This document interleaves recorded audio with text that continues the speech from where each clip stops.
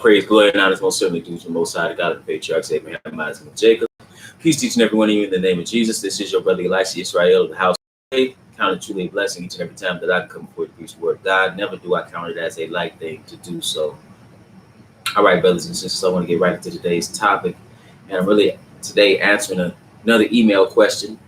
This question is about where Cain, it was about Cain. Okay, so it says, yes, sir. I have a few questions about the Bible. My first question was, there are people in the world before Adam and Eve, because Cain said they would kill him when God cursed him. So he said, what does that mean when he said there was giants in those days? So there's two questions. Okay, so one thing you often see is the idea that there were people before Adam and Eve. Okay, but one thing we should understand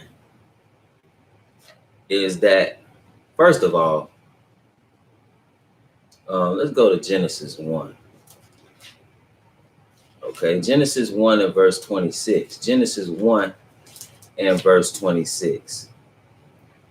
So it says, and God said, let us make man in our image after our likeness, and let them have dominion over the fish of the sea, and over the fowl of the air, and over the cattle, and over all the earth, and over every creeping thing that creepeth upon the earth.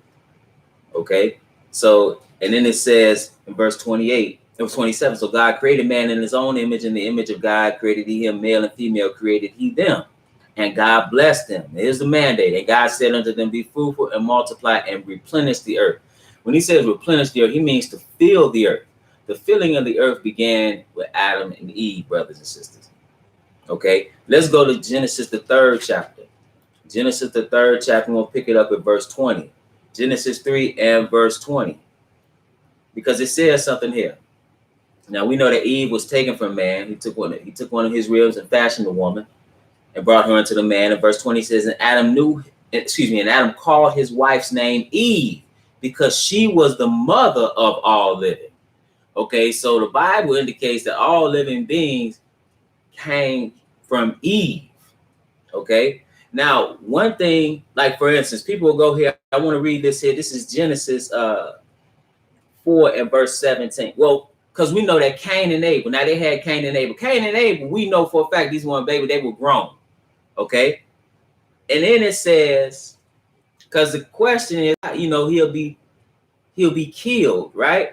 But one thing about it, you don't understand how long of a time this was. Okay, so now I want to just to show you something here. This is Genesis the 4th chapter, right here, verse 17. It said, and Cain knew his wife, and she conceived Enoch. This is not the Enoch that was translated. This is a different Enoch. And he built a city and called the name of the city after the name of his son, Enoch.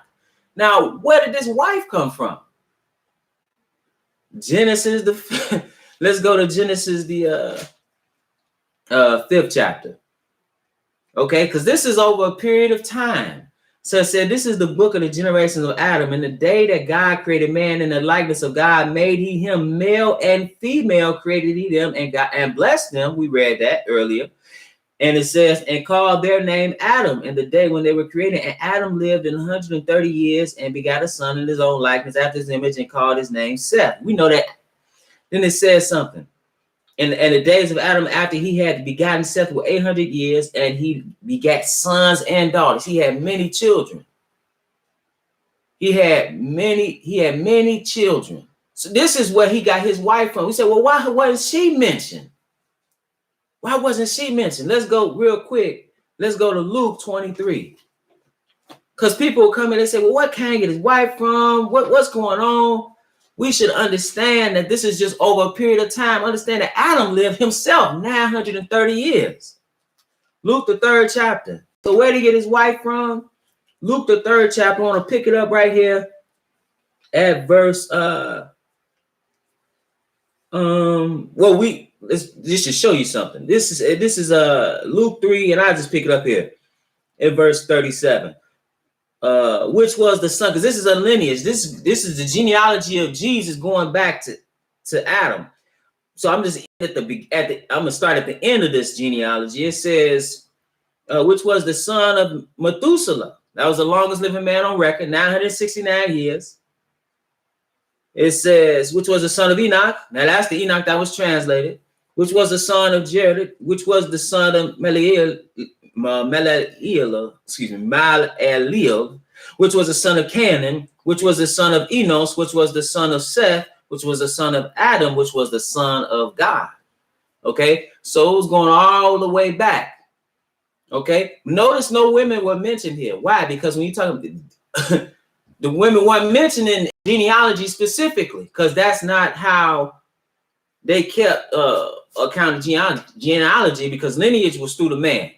Okay, so one might ask where he got his wife from. See, that's some people. There's some other people. No, he got his wife more than likely from one of his sisters, or perhaps one of his sisters or his niece. Because again, it's over a long period of time. It's over almost 1,000 years that Adam was on the scene. Okay. Now we know we looked at the time when he had Seth. You understand? So and the mandate was given to, when it says replenish, when you look at that word, the word is fill. So they had sons and daughters. Josephus talks of, traditionally how many they might have had. Now some people might say that's incest. Where you get these people? Yes, that is incest. That's how mankind began.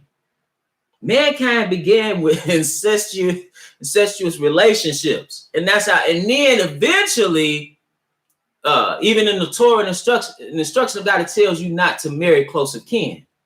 Okay, but yes, they were marrying kin. You even see it in clans and tribes later on when they were developed. But yeah, it had to start somewhere.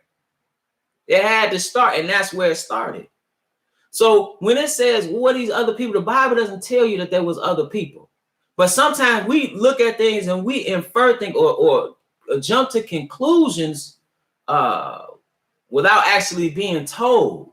I give you another example. Just so we can jump to conclusions, people will go to Genesis and say, in the beginning, God created heaven and earth. And they read the narrative and they say, oh, this earth was made in 6 days. Right? The Bible is not understand, Moses is being manifested unto Moses by God.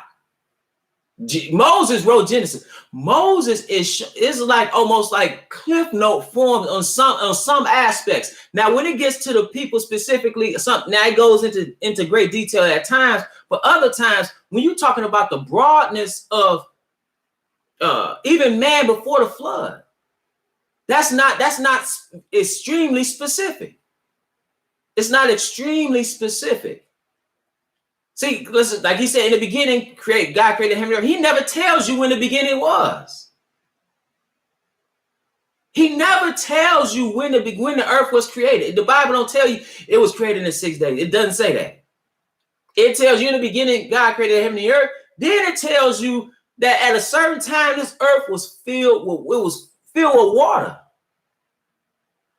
You don't know the time span between the two events, how long that took place. The Bible does not tell you that. It doesn't tell you that. It's giving you an overview and in seeing ultimately what oftentimes, and we can't say that this is just allegorical at all, as if the people didn't exist, because right here, for example, we had a genealogy of Jesus, and he tracing his genealogy back to Adam. So Adam was a real man. I've heard Adam just referred to just a bunch of people. No, Adam is a specific person. Why? Because you trace his lineage back here. A specific person. No one is. No.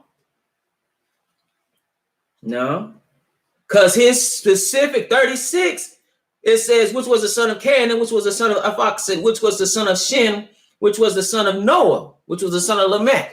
So this is specific people, but I say that to say there are specific lessons embedded within these stories that we should understand. That we should understand from the events that took place. There's totally a deeper meaning in the stories, but the narrative is true. It's not just mythology. See, one thing about, you look at various other cultures and how they oftentimes they do put forth universal truths within their mythological narrative. But the problem is just that it's mythology. The Bible is not mythology. So they're real people, real events. But the problem that we have oftentimes is the timeline of when things occur. See, we're not understanding that he's not really focused on that at times. But then he goes very extremely broad. Then he narrows it down to the specific events of certain people. He begins to narrow it down. When you look at Abraham, when you look at the patriarch Jacob, when you look at what happened to Joseph and Isaac, Isaac and Joseph, he narrows it down. Okay. So the Bible doesn't say that there were other people. The Bible said that Eve was the mother of all living. He said he made Adam from the dust of the ground, brought out Eve, and gave them the mandate to fill the earth. And not like now, he said, I don't want no kids. Look at birth rates now, they're so low. But no, that's not what it was. That's not what it was. He said, when it says replenish, that literally means to fill. The same mandate was given to Noah after the ark. He gave them the same mandate to replenish the earth or to fill the earth. That's what that word is. That it means to fill. Fill this earth. And what happened after you had 8 souls, right? You had Noah, his wife, his sons, and his wives. And then what happened? Next thing you know, it's people galore. Okay? So that's what happened. Then the next question I had was about giants. So what does it mean when it said there were giants in those days? Well, let's just read that real quick. This is Genesis, the 6th chapter. Genesis, the 6th chapter. I'm not going to keep you long. Genesis, the 6th chapter. It says here in verse 1, and it came to pass when man began to multiply on the face of the earth. See, again, that mandate was being carried forth. Even Cain, right, who killed his brother, right, who was made to be a wonder, even though he tried to build a city. When he built a city, he was supposed to be a wonder. He fulfilled the mandate and had children. But it said it came to pass when man began to multiply on the face of the earth, and daughters were born unto them. Okay, so man is starting to multiply. It says that the sons of God saw the daughters of men that they were fair, and they took them wives of all which they chose. Now, wait a minute. What does it mean to be? Let's first deal with what it means to be a son of God. Because we just read in Luke. Let's go back, and if you didn't catch it, let's go back and see what we read there. This is Luke, the 3rd chapter. We want to pick it up at verse 30 something. Let's see. I want to say it was 30. Hold on. Give me one moment. 38. Okay, pick that. 38. So it says, in this lineage or genealogy of Jesus, it says, which was the son of Enos, which was the son of Seth, which was the son of Adam, right? So after Abel was killed, the godly lineage began again with Seth. We're going to hold our finger here. We're going to read something back in Genesis. Still hold your finger in Genesis 6. And we're going to turn to Genesis 4:25. It says, and Adam knew his wife again. See, he's fulfilling that mandate. He's fulfilling that mandate. But he's just mentioning specifically the sons that he had. But we understand that he had daughters too. So he said, where did Cain get his wife from? He got her from one of them. Or a close kin. So it says, and Adam knew his wife again, and she bare a son and called his name Seth. For God said she had appointed, for God said she, hath appointed me another seed instead of Abel, whom Cain slew. So wait a minute, what's this other seed? You got Cain. What's the other seed? The other seed is the godly seed. And see, right here, you see the problem in Genesis 6 again. And it came to pass when man began to multiply on the face of the earth. It says, and daughters were born unto them. You understand? Now you having daughters, but it says something that the sons of God saw the daughters of men, that they were fair, and took them wives all which they chose. So who are these sons of God? We read it here in Luke, the 3rd chapter, in verse 38, which was the son of Enos, which was the son of Seth, which was the son of Adam, which was the son of God. Adam was the son of God. Adam was the son of God. Understand, the angels, when you look at, let's go to Job, the 2nd chapter, and see, this is what people mess up. And I'm going to show you eventually why they mess up. But Genesis, let's go to, Job, the 1st chapter. Job 1 and verse, I want to pick it up at verse 6. It says, now there was a day when the sons of God came to present themselves before the Lord, and Satan came also among them. Now, who are these sons of God? These sons of God are the righteous angels. So people will come to Genesis 6 and say, oh, it must have been angels that were taking these daughters of men. But what they fail to realize is this is simply a matter of not some angels, and we'll pick that up in a second, or what it was totally pointing to, but I'll wait on that. I just want to show this, that man also can be a son of God. Okay, in a sense, if he's following God, but then you could be the son of God, right? You could be what your father is, right? Jesus was a son of God.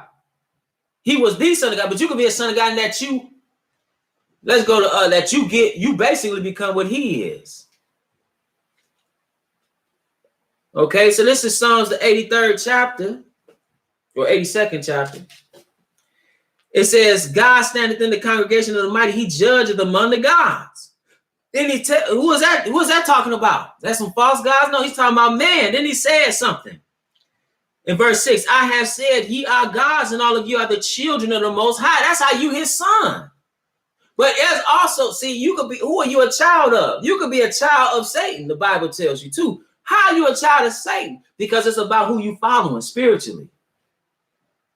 So you got the angels, they son of God. Then you got man that's on the right path, that's son of God. But then you got the culmination of ultimately what you will become, which is a son of God, meaning you'll be what your father is. Just like a boy will turn into a man, ultimately mankind, they keep following God and stay on the right path. When it's all said and done, they will be what he is.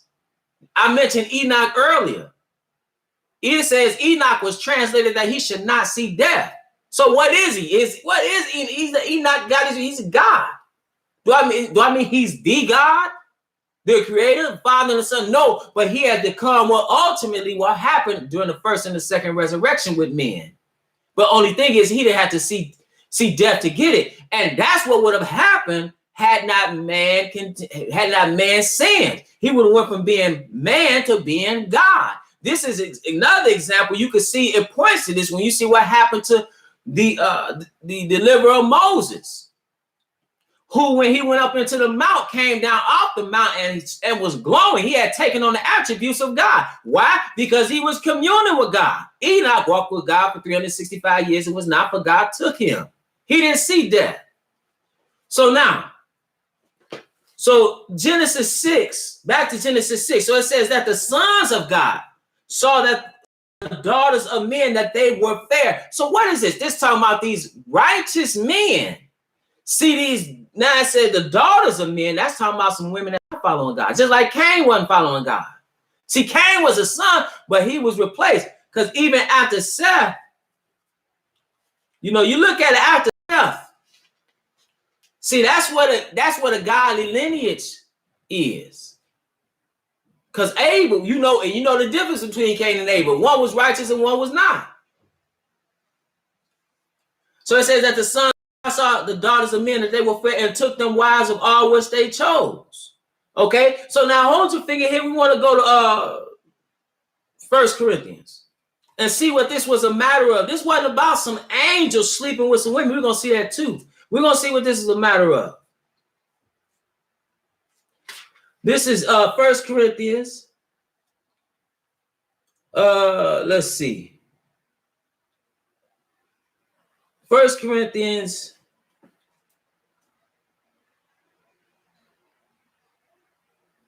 And we want to pick it up at verse or chapter. Let's see. I want to say it's 6, but give me 1 second. 1 Corinthians. Give me a second.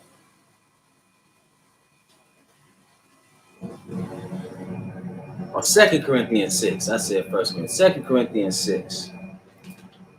2 Corinthians 6. And we want to pick it up at verse 14. 2 Corinthians 6. And he says something. Here Paul says something. He says, be ye not unequally yoked together with unbelievers. For what fellowship have righteousness with unrighteousness? And what communion have light with darkness? Right? And what concord have Christ with Belial? Or what part hath he that believeth with an infidel who was a non-believer? So when you look at what was going on, brothers and sisters, this was a matter of being unequally yoked. This is why you read this in Deuteronomy, the 7th chapter. Deuteronomy, the 7th chapter, and verse 1. It says, when the Lord thy God shall bring thee into the land. Now he's talking to his people. He says, we bring you into the land whither thou goest to possess it, and have cast out many nations before thee, the Hittites and the Girgashites and the Amorites and the Canaanites and the Perizzites and the Hivites and the Jebusites, 7 nations greater and mightier than thou. He says in verse 3, he talks about breaking down their altars and smiting them and utterly destroying them. Then he says in verse 3, neither shalt thou make marriages with them. Thy daughter thou shalt not give unto his son, nor his daughter shalt thou take unto thy son. Why? For they will turn away thy son from following me, that they may serve other gods. So will the anger of the Lord be kindled against you and destroy thee suddenly. So now when you look all the way back here in Genesis 6, when man began to multiply righteous men, or that righteous lineage was dealing with some women that weren't righteous. That's why it says in verse 6 or verse 5, and God saw that the wickedness was great in the earth.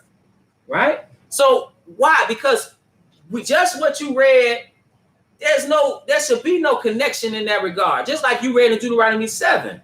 If righteous men dealing with unrighteous women, the unrighteous women can pull you away from serving God. We saw that with Solomon, the wisest man ever lived.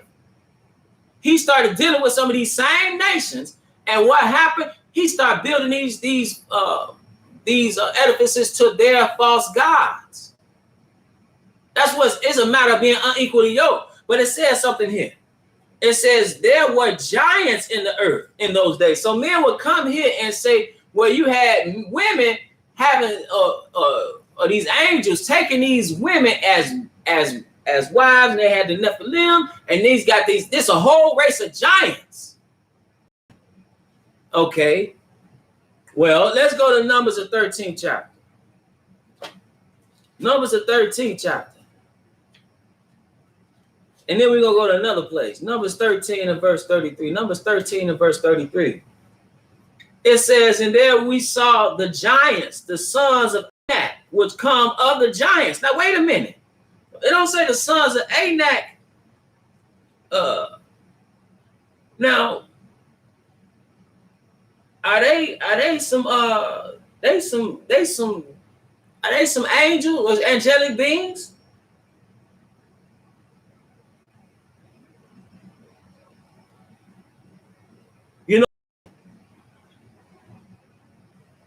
Let's just see why this is wrong. Let's go to Matthew.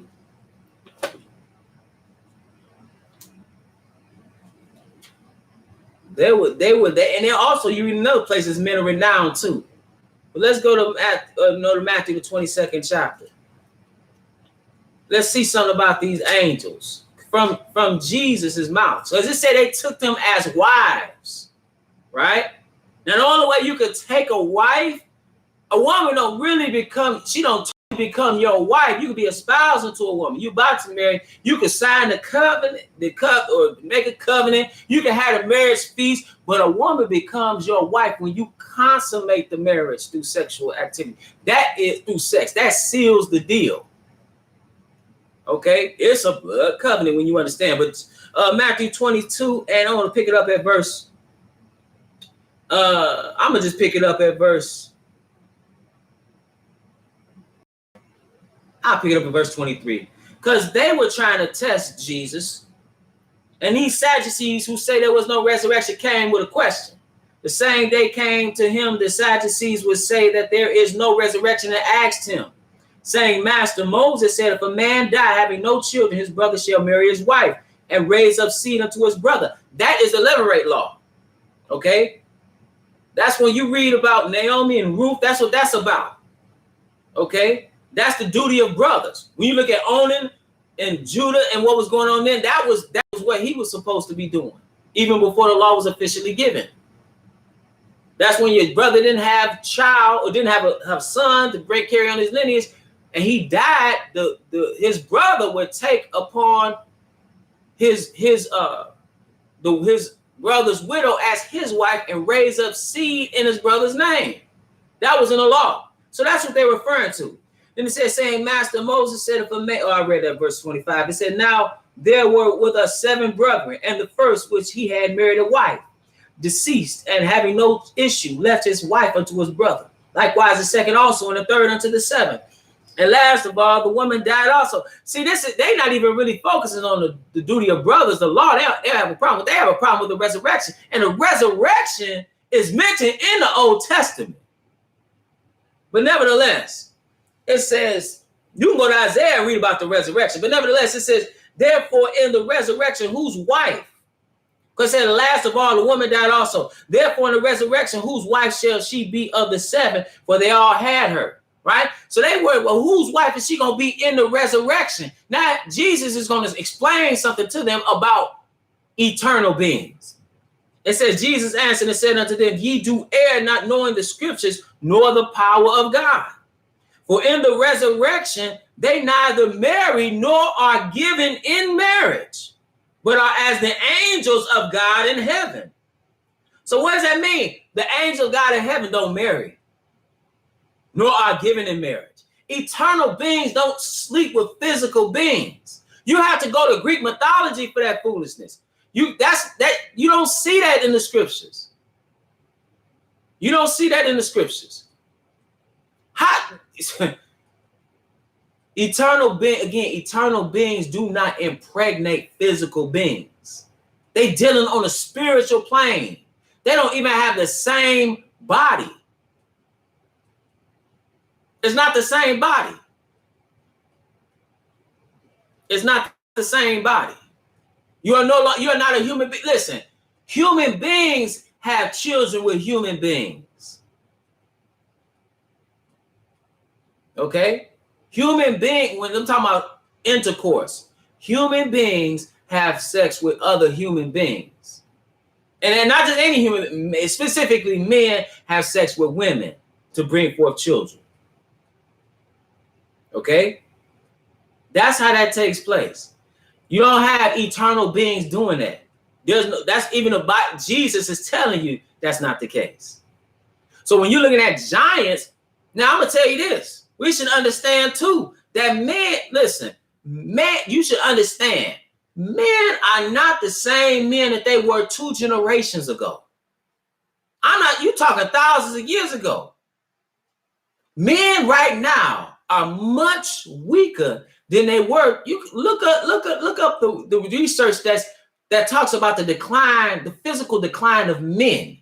Men are much weaker today than they were two generations ago. They're much weaker. Their sperm count is much lower. Man is on the decline. So you talking about thousands of years ago. So what am I saying? So was it a big deal if men probably were much larger? They were much longer and they lived longer. Adam lived 930 years. What kind of physical condition was he in to live almost 1,000 years? What did man look like at this point? Man is on the decline. We think that man was some Neanderthals, and now we have evolved. understand we are on a steady decline. We're on a steady decline. Perhaps, and I want to say this too, perhaps oxygen levels on this planet were different. That makes a difference because something happened after the flood. Because when that flood came, some people say, was it really a flood? Well, you got hundreds of flood stories in various cultures. Various cultures talk about a planetary flood. So what was the conditions on this earth? Perhaps they were conducive to having much more, I don't mean abundant life like some false prophet, but the physicality of men was different.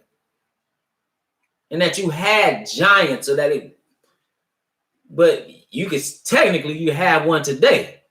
But yeah, that's not talking about even people talking about, well, what's the Hebrew word here when it's talking about, understand, from, I believe what Jesus said. And he said they like the angels, not to get married nor are given in marriage, but like the angels. So I believe that. I believe that. I don't believe it's some race. Because then if it's some race, so yeah. Because I've heard all kinds of stuff. I don't even want to go into it. I've heard so many things about that. But nevertheless, yes, that's your question, brother. Peace to you. And peace to everybody that's listening. Also, like the video. Because when you do that, it's dispersed more throughout YouTube. Again, I'm trying not to monetize this page. So with that, brothers and sisters, it's always my prayer that you were edified.